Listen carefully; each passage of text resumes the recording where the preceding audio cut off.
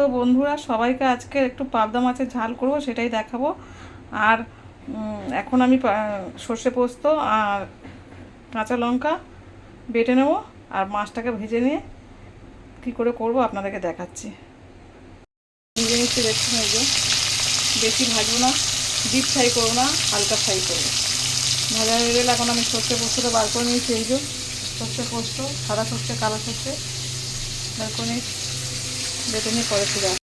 এই যে ধনে জিরে গুঁড়ো একসাথে আর হলুদ আর লঙ্কা এটাকে গুলে নিয়েছি, মাছগুলোকে ভেজে তুলে নিয়েছি। এই যে সর্ষে পোস্ত ভেজে নিয়েছি, আমি 2 রকম সর্ষে নিয়েছি, কালো সর্ষে আর সাদা সর্ষে। একটু পেঁয়াজ দিয়েছি, এটা অপশনাল, আপনারা দিতেও পারেন, নাও দিতে পারেন, কারণ আমি দিয়েছি। পেঁয়াজটা একটু নুন দিয়ে ভাজতে দিয়েছি, তারপর মশলাটা দেবো। পেঁয়াজটা ভেজে নিয়ে পরে ফিরে আসবো। ঠিক আছে, দেখুন এবার আমি এই মশলা জলটা দিয়েছি, গলা মশলা, আর দিচ্ছি 2টো কাঁচা লঙ্কা। মাছের তেলে যেটা ছিল সেটাই আমি এটা ভালো করে কষাবো।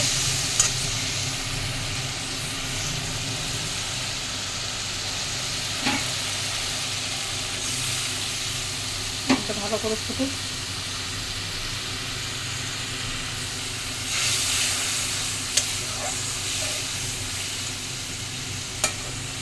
যখন সর্ষে পোস্ত মাছ দেবো তখন আপনাদেরকে দেখাবো, এখন ফুটতে দিলাম। বন্ধুরা, এইবার আমি একটুখানি ওই যেটা বেটেছিলাম তার মধ্যে যেটা ছিল সেটা দিয়ে দিলাম। আর ওখানে একটা লেগে আছে। এবার আমি মাছ দেব,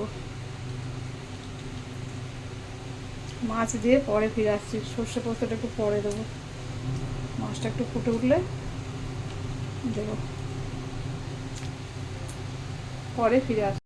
বন্ধুরা দেখুন ফুটে উঠেছে, কতটাই ফুটে উঠেছে। এখন এবার আমি সর্ষে পোস্ত দিয়ে দিচ্ছি। এই যে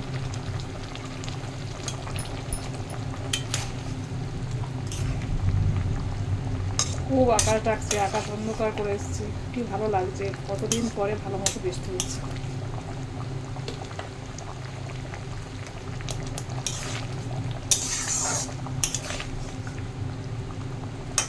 ফুটুক, ধনে পাতা দিয়ে নামিয়ে নেব, এটা সম্পূর্ণ অপশনাল।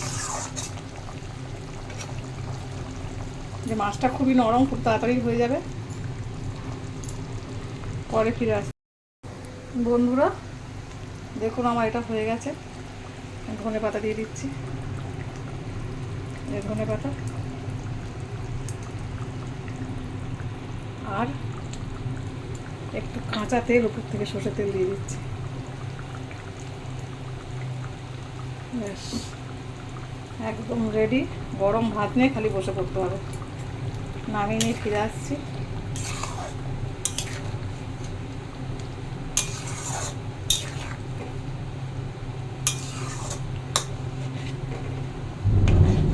ওরে বাবা, আকাশ কি ডাকছে, নামিয়ে নিয়ে ফিরে আসছি।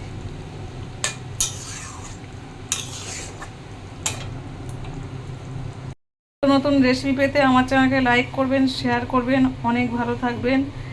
আর এখন তো বৃষ্টি হচ্ছে, সবাই সুস্থ থাকুন, ভালো থাকুন। Tata tata tata.